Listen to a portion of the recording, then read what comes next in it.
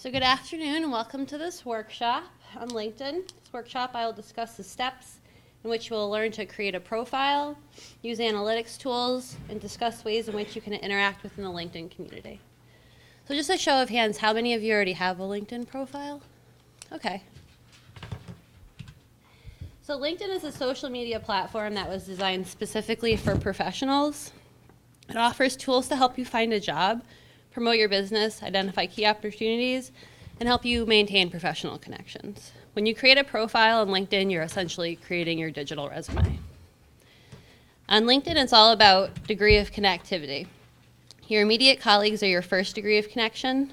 Their intermediate colleagues become your second degree of connection, and so on to provide you with a limitless possibility of connections. Currently, LinkedIn has over 3 million user profiles. LinkedIn profile is often the first thing that comes up when you search for a name in Google. It's one of the most important reasons to have a profile set up on LinkedIn because it will help you better to control your digital identity. So setting up a profile on LinkedIn is very self-explanatory, and bear with me if you already have one. But here I will point out some key features that will help you establish an even stronger foundation for your profile. So I'm on LinkedIn.com right now. So if you look into the middle of the page, right here, you'll see that they're requesting your name, an email address, and a password. So that's going to be the password you create for the account. So once you fill in that information, you can just select Join Now.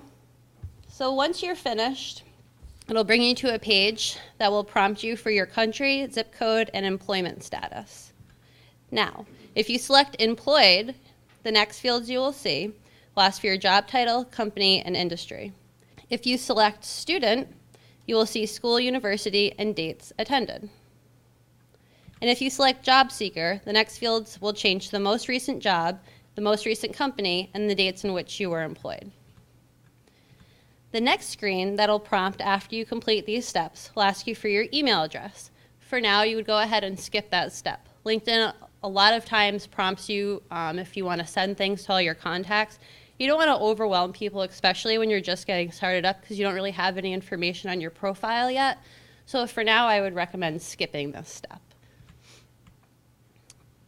So when the next thing that's going to happen is when you select skip this step, it's going to send an email, even though you didn't enter your email right in here, you entered it on the first screen. It's going to send an email asking to activate your account. So in order to activate that account, you're going to have to go log into your email and select the button. Once you go ahead and activate your account through your email, LinkedIn will bring you back into your profile, and it'll start pulling connections from your actual email account right here. So for now, you can go ahead and skip this step. The next screen that's going to prompt up is going to ask you if you'd like a basic account or a premium account. Premium account is $29.99 a month. I have a basic account for my personal use and for the university. So we're actually going to just be discussing basic account options in this workshop. The last screen that's going to prompt is going to ask you to download the mobile application. If you are going to use LinkedIn on your iPad or your phone, I would highly recommend downloading this application because it's much more responsive, easier to use in general. So once you go through all of those steps, you're going to have a basic profile. Takes a few minutes to explore the interface. There's a lot of information here, but navigating through LinkedIn is primarily achieved through this top dark gray bar up here. So this first button over in the corner is a LinkedIn logo. If you ever want to go back to your home page, you select that button and it'll bring you right back. If you'd like to search for specific things, you can go ahead in the search box right up here, search for people, jobs, companies. If you'd like to filter your search, you can select this drop down and you'll be able to filter your search engine more, or you can select this advanced and find an even more filtered search. These buttons up here, the first one is your mailbox. So when you receive a message from another user, a number will appear in the top right-hand corner. Go ahead and click that and it'll bring down your mail. The second icon next to the mailbox is a flag. That'll show you when you have any kind of notifications from any kind of activity going on in your profile. The one next to that is when another user requests that you guys connect. So say I found someone from college and I decided I wanted to connect with them, I would send them a request and then a little number would pop up above this icon on their profile. The last icon you see is your profile icon. You can always select this icon to go home as well. So home, profile, network, and jobs and interests are some of the most popular things that you're going to be exploring on this page. When you hover over these, which you're not going to see me doing right now because this is just a screenshot, but if you're actually in LinkedIn, you hover over them, you're going to see some drop-down options. In some ways, the most basic information on your profile is going to be the most important component. It's the first thing people encounter when they search for you or request a contact. So what I'm going to walk through right now is editing your profile. So you go ahead, hover over the word profile, and then edit profile.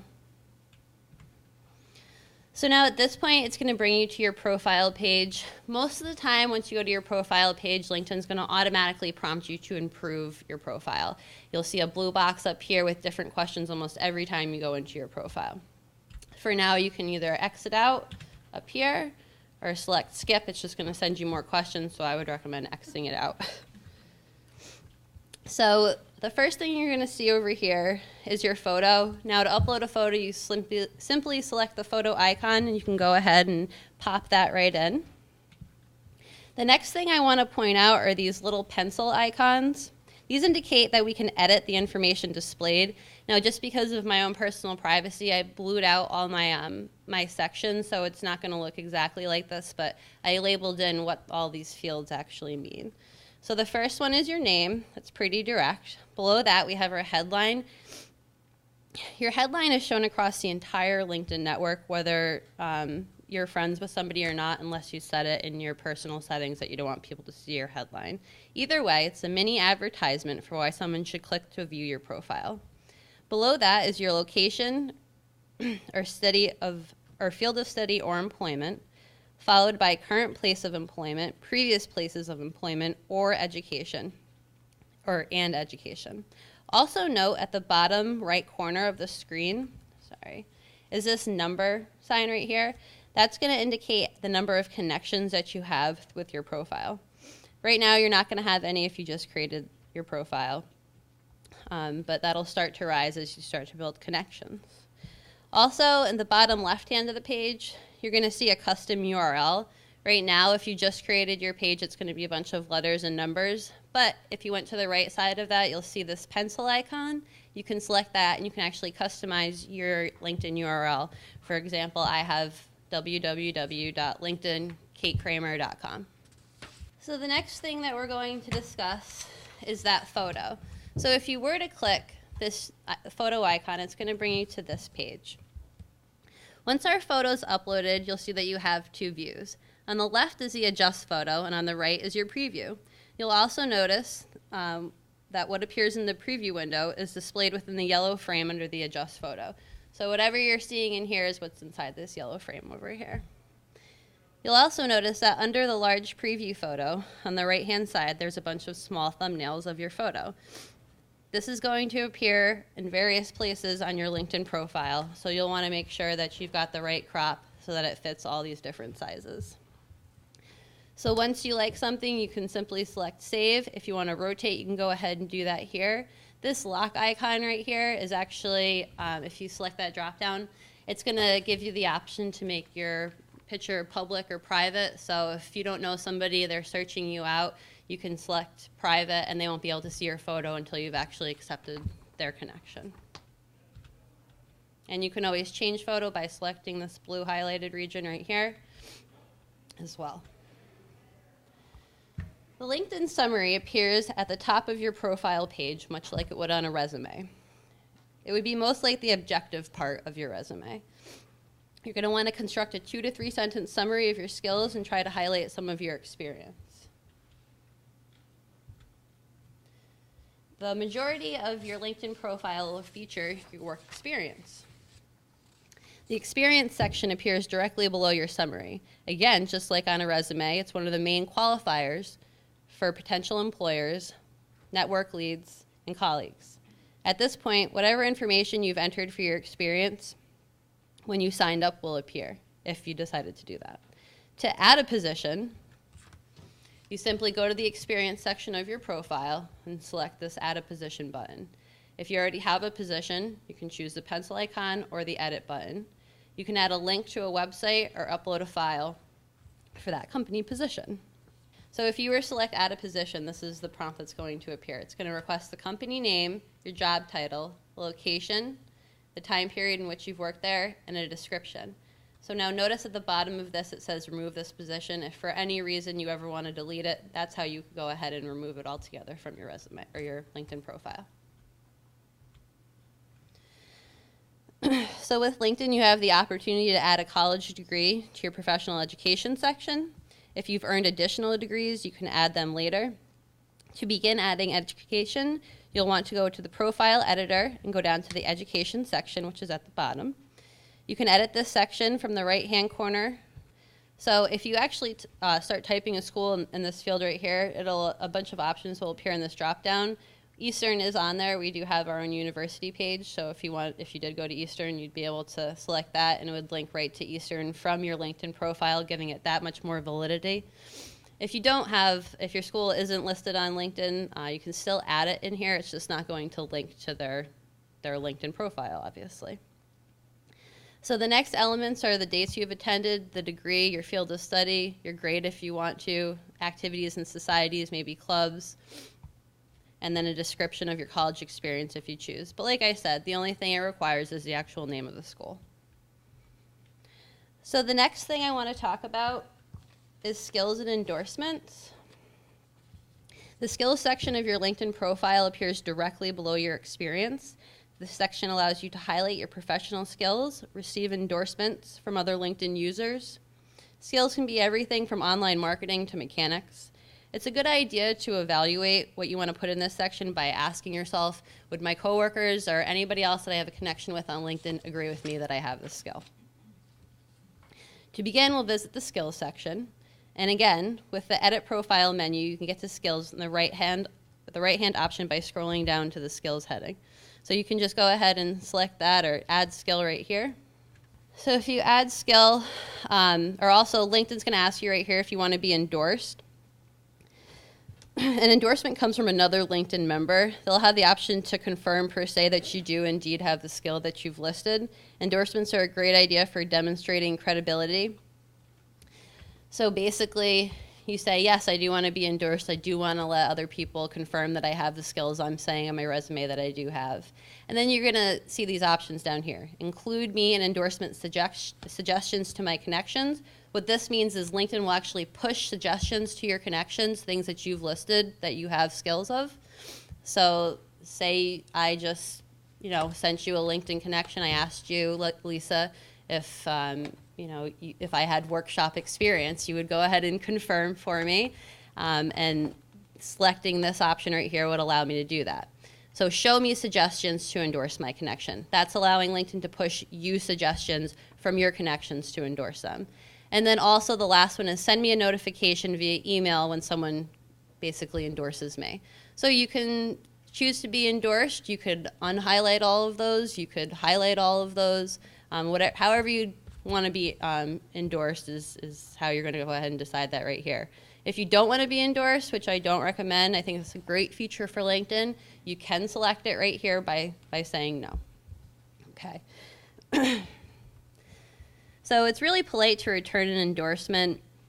You're basically just doing somebody a favor once they've reached out and done you a favor. So if you go ahead and add some skills, you're going to want to focus on stuff that really resonates with your target audience. You're going to want to look genuine. You don't want to overstuff this section because it can come across as dishonest, leave a bad impression. This really isn't things that you know a little bit about. It's things that you have an expertise in.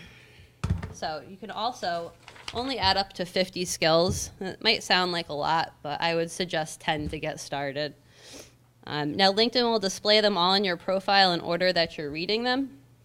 If you decide that a skill feels out of place, say you haven't worked on something for a couple years, or you've gotten a little bit more specified in that skill, you can go ahead and drag it down, drag it up, rearrange them. Whatever appears at the top is what's going to be first over here on your skills list. So all of these little icons are other users that endorsed me for my skill. So I can't really see those numbers. It looks like maybe 5 or 6 or 8. this many people endorsed me for a creative suite. So that's actually going to appear at the top for me unless I want to go ahead and rearrange it myself in the back end. So LinkedIn provides the opportunity to add some languages, publications, and certifications. You can highlight your volunteer efforts, patents you've received, awards, projects you've been a part of. These sections are a great way to demonstrate how well-rounded you are. So basically, to get here, you're going to want to go to your Edit Profile section.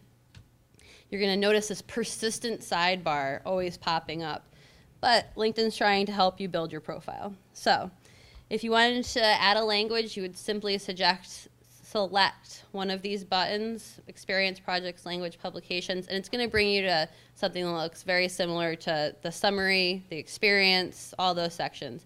To add a language, you just select Add a Language, and so on for all these other recommendations. And you can also see you can add organizations, awards, test scores, courses, certifications. If I created a LinkedIn workshop page, you could join that basically because you came to this workshop. So it just gives you the opportunity to just beef up your profile that much more. So your public profile appears when people are searching for you in Google. Your photo is going to appear unless you've selected that lock icon that we discussed on the photo page that enables it from being able for everyone to see it. So you have full control of how your profile appears in these search engines. That's one of the greatest things about LinkedIn, almost more than any other platform I know of. So you can also control your URL. LinkedIn provides you with the option to create a vanity URL, which is easier to share with others, to print on your resume, your business cards, etc. It's also important that if you're an administrator of a group or university page, which I am, you cannot create a vanity URL. So you're stuck with a bunch of numbers and letters for now until LinkedIn updates their platform. So you'll notice that we're back on a screen that looks similar to where we were before, except this time we're presented with a bunch of options on the right-hand side of the screen. So now I'm in my profile page. And I selected the blue icon that appears right here, and it brings me over here. So right here, your public profile. Enhance your personal brand by creating a custom URL. So before, that was a bunch of letters and numbers. I clicked that pencil icon. I filled in my last name, and simple as that, people can just type that in and get to my LinkedIn page. You can also customize it even more. So say you don't want your picture to be seen by anybody. Say you don't want your headline to be seen. Maybe your summary, maybe the groups you're part of. You would go ahead and uncheck or check all those things right here and then save it, and that's how your profile is going to appear. So after your profile, the most important feature on LinkedIn is your network. People in your network are called connections. Your network is made up of first-degree connections, second-degree, and third-degree connections. Note you can find your degree of connection on the top right corner of a user's profile. So right here is a first, again a second, and a third. First degree connections are people you are directly connected to because they've accepted your invitation and you have accepted theirs back. These connections are the most important because they're the ones who have the ability to endorse your skills and introduce you to people outside of your network. You'll see their updates in your newsfeed and you'll have the ability to message them. Your second degree connections are the people who are connected to you through your first degree connections. They play a pivotal role as you'll be able to view their connections and resource out more people. Your third degree connections are those connected to your second degree connections. And if you'd like to message them via LinkedIn, you'll need an introduction from a first degree connection to do so. I know it sounds kind of confusing, but there's a big process so that not just anybody can try to connect with you. It's important to point out that connections on LinkedIn are very different than just following someone on Twitter or liking a Facebook page. Asking everyone to connect is bad form. The best practice is to connect with people that you know directly and then leverage that relationship to receive other introductions. So let's reinforce these concepts by inviting someone to connect. So what you would do is you go ahead and search for somebody. Say you're looking for someone in particular. You can click on connections and go search for connections, or you can type in their name if you know it right there and search them out. So once you get to a member's profile, you're going to want to go ahead and notice this is a second degree connection. If it was a first degree, it would not look like this. But since we're second, I would go ahead and select connect. And depending on that user's preferences, I might have to describe to them how I know them. It's just another firewall, a security measure that they take so that not everybody can send you an invitation. So oftentimes it will be sent immediately unless somebody has set this up in the back end. But in any case, you'll again have to say how you've known them and then send the invitation. Once your invitation is sent, the other person will need to accept it. Like I said before, they'll receive a little number above their person plus icon, and the invitations will appear right here. And you can just select accept or decline.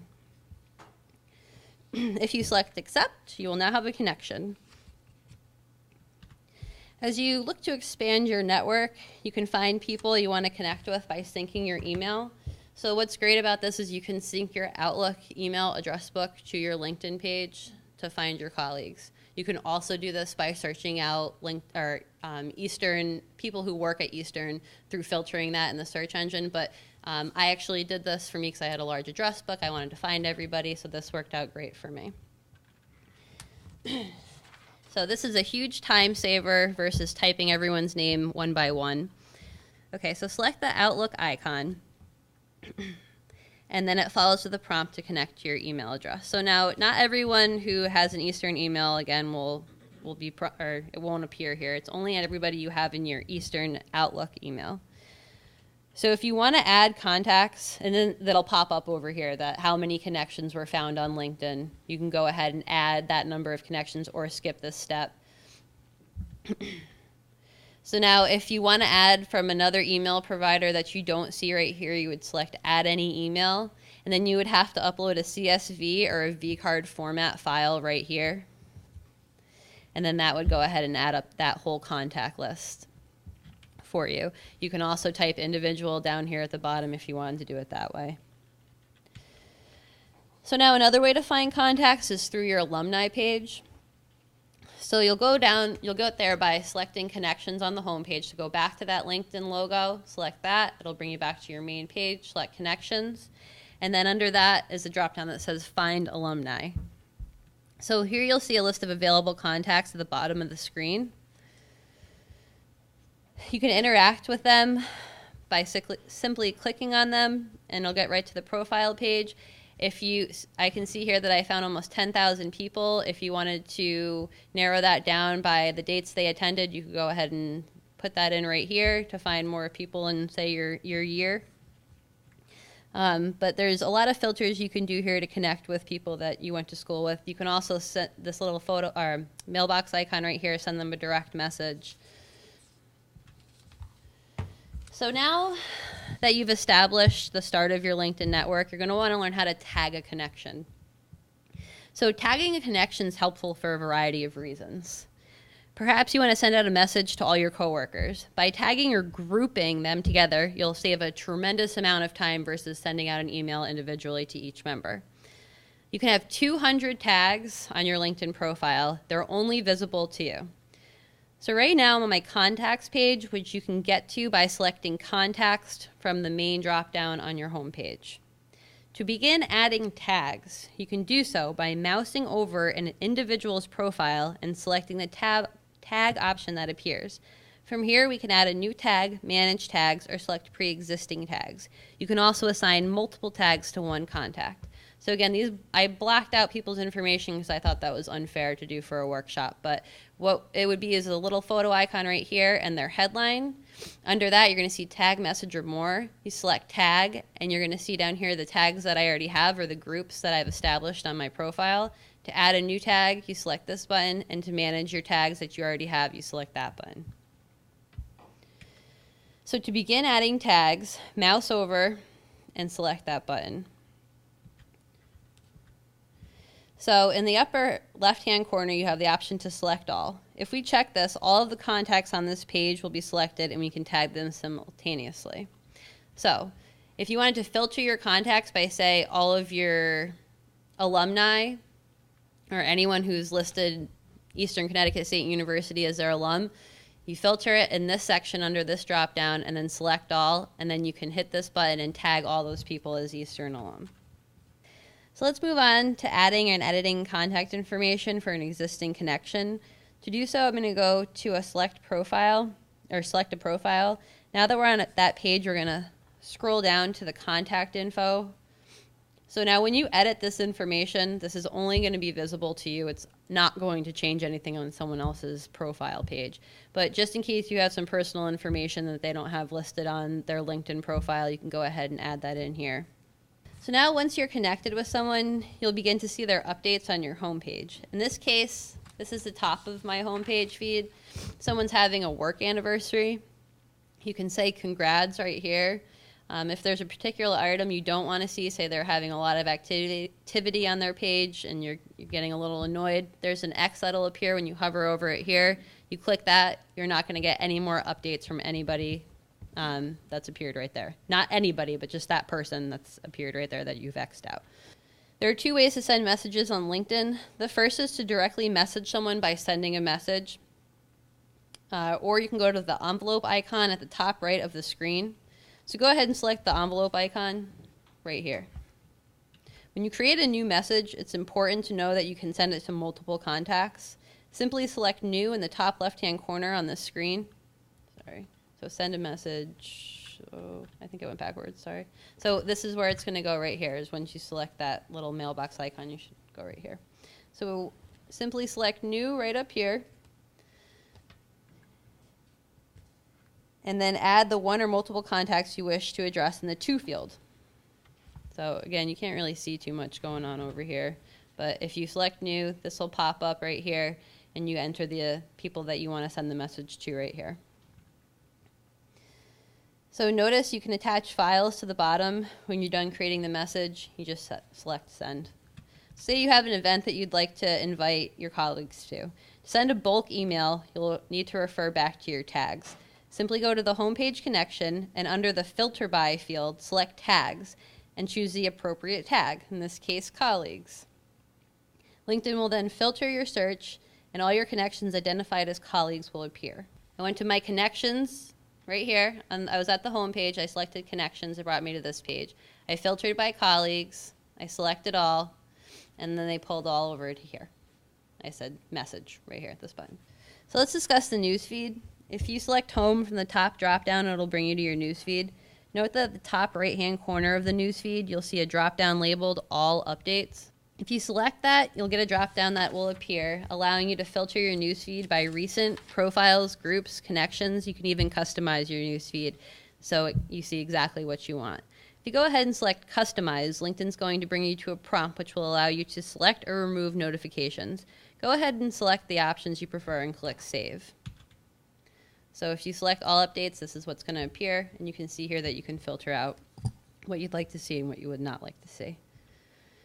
So networking on LinkedIn is not just about who you know, it's about who knows you. So in order to get your profile circulating, you're going to need to promote it. You can do this by sharing status updates on a regular basis. To share an update, simply go to your home page, and in the top field next to your icon, type in whatever you'd like. So we're at the home page, and this is my icon. Just typed in a link to the university's Facebook page. So before you start sharing anything, there's a couple things I want you to notice. We have these two icons right here, a pencil and the paperclip. The pencil represents to write a post. This is different from an update. In a post, you can actually format the content to look more like an article. The paperclip is an attachment icon which enables you to share pictures in your update directly from your device. You can also link to a photo or video. Once you start to enter something into this box, a prompt will appear below it asking you who you want to share this with. You have the option to make this public or private at this point. We will also optimize what you're sharing so it gets the most coverage. To test this, find a link that you want to share. Like I said before, I'm sharing the university's Facebook page, so I copied the URL and I pasted it into this top box right here. So after a few seconds, the link will appear below, and there's a lot of things we can do to make this better. So I'm going to cut this link out right here. As soon as it appears below, it exists, so you don't need the link to reference up there. Go ahead and type something interested that'll get people interacting. And then once you're done with editing the update, you can go into the actual article, and this content right here. Above, it's a lot of numbers. It doesn't look too friendly, so I'm going to go ahead and change that down here. Then you'll also notice that you can select 2 or 1 of 5 images. So the Eastern logo is okay, but I'd like to make it a little bit more fun. So just select those arrows and you can get another picture. So now this is the post that I was talking about. If you select this pencil icon, it's going to bring you to a page like this. This is more of a blog format, what I would say. If you have a lot of information you want to share, you can't really get it all in one link, I would go ahead and write a post. So you may have stumbled upon a LinkedIn icon while reading some sites, for example, the New York Times, which we have right here. So this is called a plugin.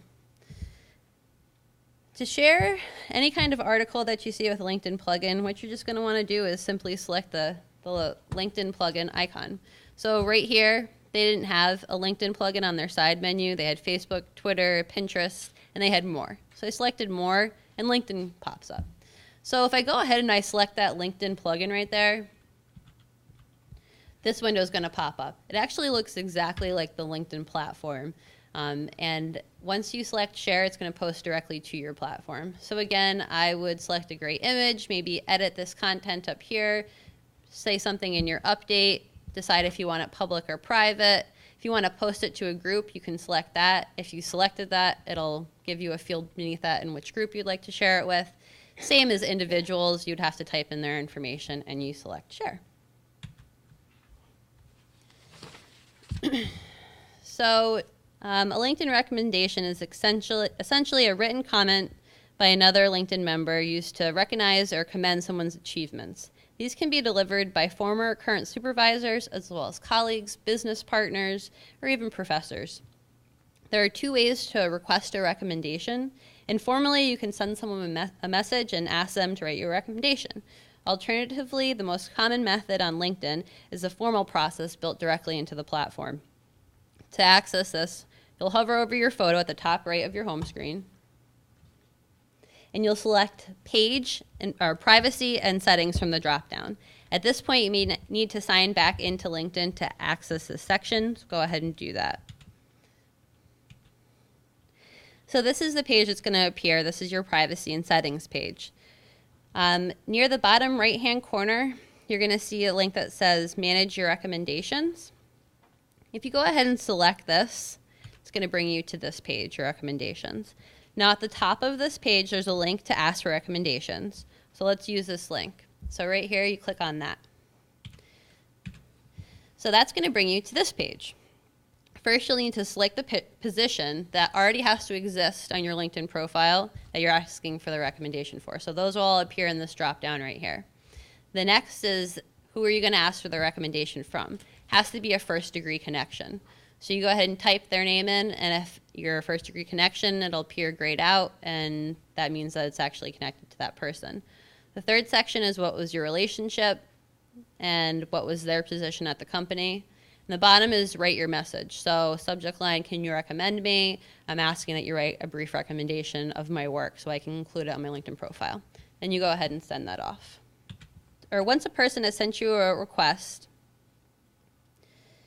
a message will appear on your homepage in that message box. And to accept the recommendation, you'll actually need to go into it. So say someone sent me, or someone had recommended for me on LinkedIn, that you're going to receive a message. You're going to go click on your mailbox icon. It's going to bring you to this page. Click on your messages, and this is what's going to appear.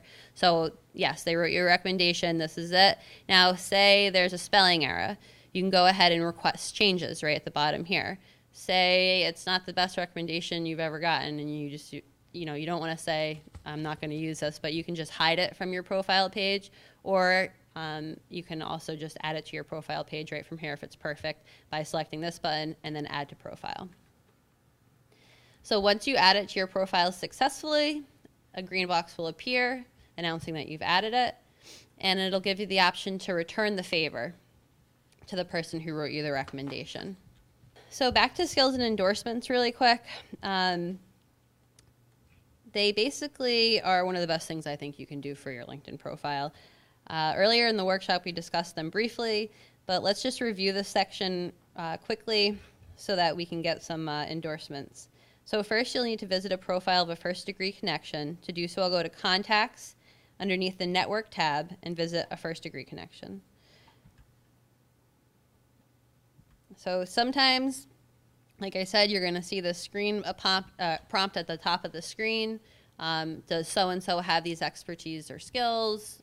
You can go ahead and just select endorse if you want to go ahead and endorse all of them. You can X out the ones you don't agree with here, or you can skip this process completely. So once you go ahead to the endorse or the skills section of someone's page, like I said before, this is how it appears as the profile icon over here.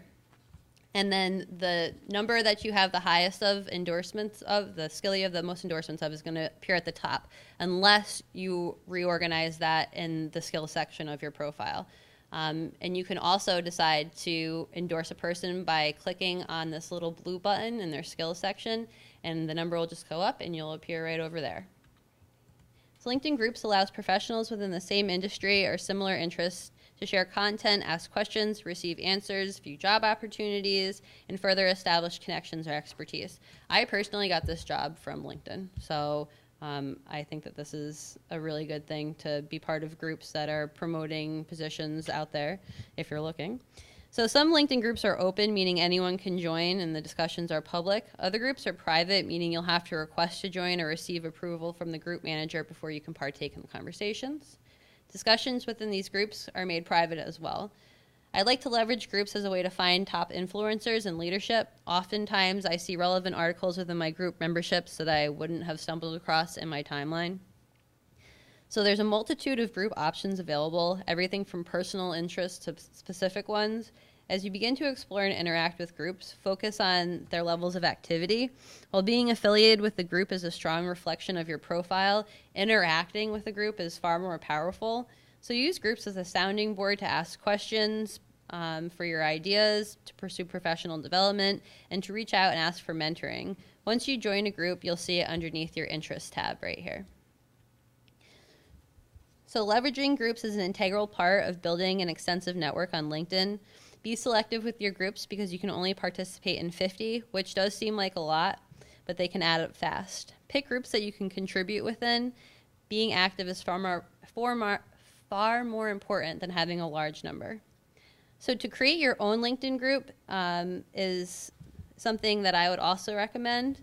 As a group founder, you have a featured presence within your group, and as your membership grows, your visibility and presence on LinkedIn will also. You might leverage a group to raise awareness on a particular topic, drive traffic to a website, or position yourself as a leader. As a group owner, you'll be responsible for maintaining the health of the group, fostering meaningful discussions, and recruiting new members to participate. So we'll start by creating a group from the interest tab. So if you were to select interest, you'll see a create a group button. LinkedIn has a form that's going to make you fill out to establish a group.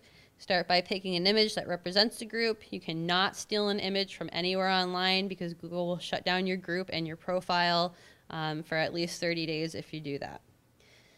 So you'll see that they have a lot of prompts asking you about, do you have access to this, or that you, agreeing that this is your personal property, so on and so forth. So you'll have to acknowledge that box, and then you're going to go ahead and fill in your group name, the type of group you are, a brief summary, and then your full description. If you have a website, you're going to go ahead and link to that right here, your owner email, and then right here you have the access button. This is kind of an interesting thing to know about. So auto join is going to allow anybody to join your group that requests to join. Request to join is going to mean that you're going to get a message sent saying, I want to join your group, and enabling them to join the group. They won't just be able to auto join. So now if you say request to join, display this group in groups directory, allow members to display their logo on their profiles, also send your connections and network update, allow members to invite others to join this group. So you can get more specific if you don't have an auto join, if you have a really private group that you don't want just anyone to take part in. You can also choose a language, primary language, your location, and again, you have to agree to the terms of service, and then you can go ahead and create your open group, create a members only group, or cancel this process completely. 1 second. Thank you. You can just leave it right there.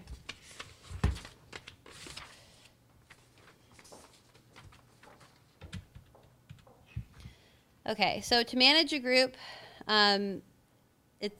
there's a lot to go into, and we're almost at a close for this workshop. I just want to run through a couple more things. But you go ahead and manage your group by selecting this button right here once you're inside of your group. And you can see all these things. Your submission queues are going to appear right here. Promotions, jobs, discussions, requests to join, send an announcement, send invitations to everyone in your group, pre-approve people. You can basically see all the things down here, group settings. And then say you just tested this out right now and created a group, go ahead and delete it right down here at the bottom. One last thing I want to point out to you guys in your newsfeed is this blue icon right here. This is Pulse. Pulse is a built-in application in LinkedIn that basically filters all your interests for you. So anything that you've clicked on, that you've read through using the LinkedIn platform, it's going to gather in here and absorb you as a user and then push out things to you that seem relevant to your interests. You can also get there by selecting, if you're on your home page, interests, there's a Pulse. And if you select Pulse, it'll bring you to the Pulse page. So recommended for you, again, it's filtered through things that you've searched for. It's going to find top influencers that you might want to follow. Go ahead and follow them by clicking on this blue plus button. Really quick also, let's just go into the back end, the analytics of your LinkedIn profile. This is important because you basically can see exactly what users have viewed your profile and why they searched you out. You'll get all the visuals information you need right here. So profile views, who's viewed your profile, how they found you, and these three sections are going to be different for every user based on your preferences, your interests, your experience. But this top one's going to be the same for everybody. The number of people who have viewed your profile. It'll give you the date down here and then the number of people over here. So if you go ahead and you look over here, it's going to say profile views, actions taken from the previous week. So if you selected any one of these icons over here, it's going to, so say I select that one, it's going to bring me to a page that looks like this or a prompt over this that looks like this. You can get really into the nitty gritty of how these people found you. So where your viewers came from or keywords they used to find you. Down here, how many people looked for you via mobile application. How many people looked at you because of your job title, so on and so forth. So the last thing I want to talk about is deleting your page. To get there, go to your little icon up here, your privacy settings, or before we delete our page, your emails. How many people get 1 million emails from LinkedIn and they don't want them? This is where you're going to go ahead and turn on those emails or turn them off. So privacy settings, turn on or off your activity broadcasts. Communications, your email frequency, so messages from other members, updates and news, group digest, notifications, messages from LinkedIn. You go ahead and edit all right there, turn them on or off. So to close your account, just say you've used it for a while, it's inactive, you don't want it anymore, you just ran a test through, go to your icon right here, privacy and settings, select account, and then close your account right down here at the bottom. I would definitely take some time on this page, your privacy and settings page, because this is where you're going to be able to monitor those email blasts, how people are seeing your page, and so on and so forth. You can even upgrade your account if you choose to go with the premium account right here. Okay, guys, that concludes the workshop. I know you guys have to get out of here. Thank you so much for joining me, and I'll see you for YouTube if you signed up.